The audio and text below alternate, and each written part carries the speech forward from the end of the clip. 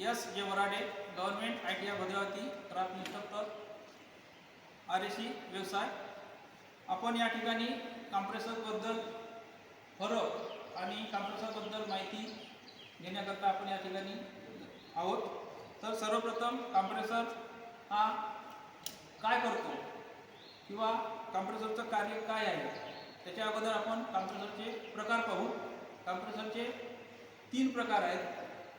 एक reciprocating compressor, दुसरा rotary compressor, तिसरा सेंट्रिफ्युगल कॉम्प्रेसर. 3 प्रकार आहेत. ज्याप्रमाणे आपण या ठिकाणी उभे आहोत आणि आपल्यामध्ये 2 पार्ट आहेत, एक बॉडी आणि दुसरं सिस्टीम. तर आपल्यामध्ये जे महत्त्वाचा पार्ट कोणता आहे? हार्ट आहे. हार्टचं काम काय आहे? ब्लड सर्क्युलेशन करणे. जर हार्ट जर बंद झालं तर काय होईल? आपण हालचाल करू शकणार नाही, बरोबर आहे. त्याचप्रमाणे या रेफ्रिजरेशन सिस्टीममध्ये सुद्धा कॉम्प्रेसर हा महत्त्वाचा भाग आहे. म्हणूनच त्याला आपण कॉम्प्रेसरला रेफ्रिजरेशन सिस्टीमचे काय म्हणतो? हृदय असं म्हणतो, बरोबर आहे. हा जर हृदय किंवा ह्या कॉम्प्रेसर जर फेल झाला किंवा बिघडला किंवा बंद पडला तर तुमची रेफ्रिजरेशन सिस्टीम ही कार्यरत राहणार नाही.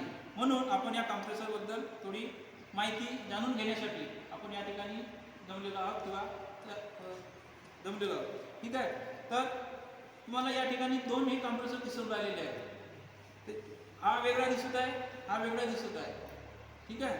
तर हा जो तुम्हाला काळ्या कलरचा जो या ठिकाणी कॉम्प्रेसर दिसत आहे हा आहे हार्मेटिकली सील्ड कॉम्प्रेसर. कोणता आहे? Hermetically sealed compressor. त्याला हार्मेटिकली सील्ड का म्हटलं जाते? कारण तुम्ही जर बघितलं याच्यामध्ये हे 2 भाग दिसतात तुम्हाला. इथं वेल्ड केल्यासारखं दिसत आहे, ठीक आहे. वेल्डच्या वरचा जो भाग आहे त्याला म्हणतात अप्पर डोम, ठीक आहे. त्याला काय म्हणतात? Upper dome. आणि या वेल्ड केलेल्याच्या खालचा जो भाग आहे याला म्हणतात लोअर डोम. म्हणजे वरचा भाग अप्पर डोम, खालचा भाग लोअर डोम, ठीक आहे. आता याला कट केल्यानंतर आपल्याला आतील काय आहे हे दिसू शकते.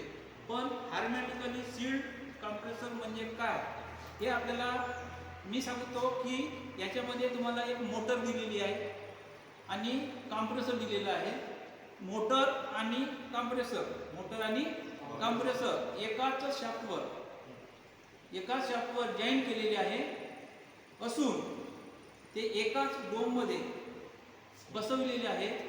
म्हणून याला काय म्हणतात? हार्मेटिकली सील्ड कॉम्प्रेसर. लक्षात.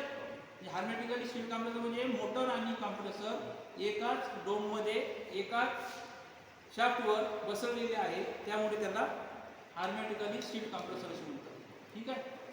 तर हे लक्षात आलं असेल तुमच्या हार्मेटिकली सील्ड कॉम्प्रेसर म्हणजे काय. तर याला तुम्ही बघितलं आहे, याला तुम्हाला 3 लाईन दिलेली आहेत. दिसत आहे तुम्हाला या ठिकाणी 3 लाईन दिलेली आहेत. तर याच्यामध्ये एक लाईन तुम्हाला एक छोटीशी बारीक दिसत आहे.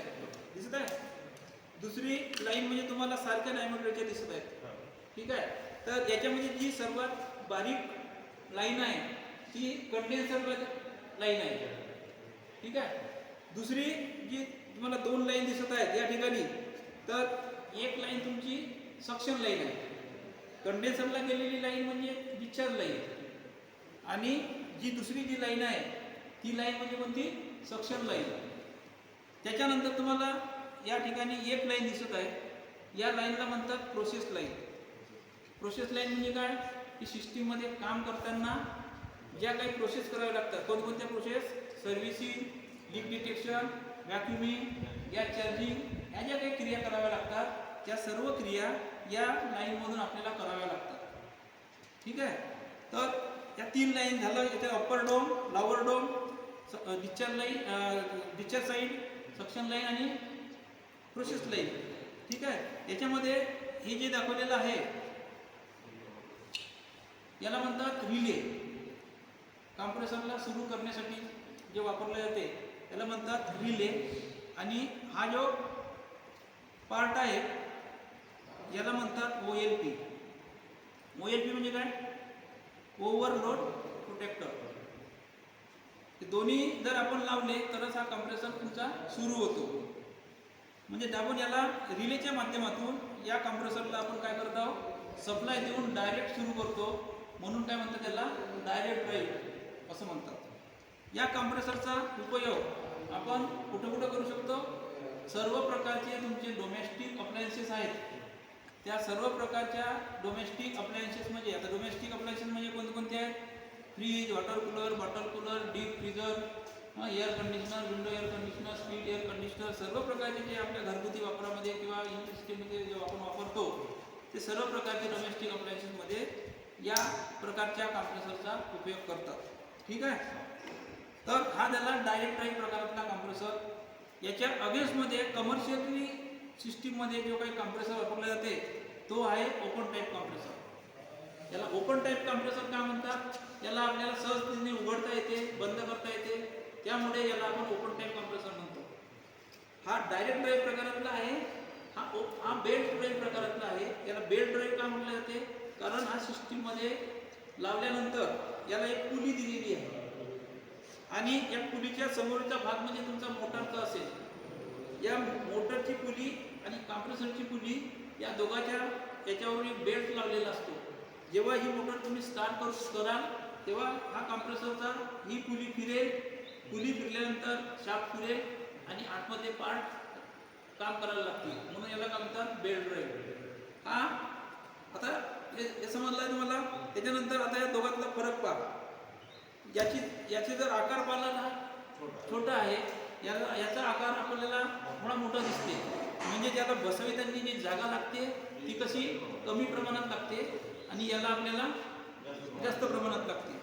याला दुसऱ्या माध्यमातून जर आपण बघितलं तर याला हा समजा बिघडला किंवा याला अंडर रिपेअरमध्ये जर आला तर याला आपण सहज गतीने आपण रिपेअर करू शकत नाही.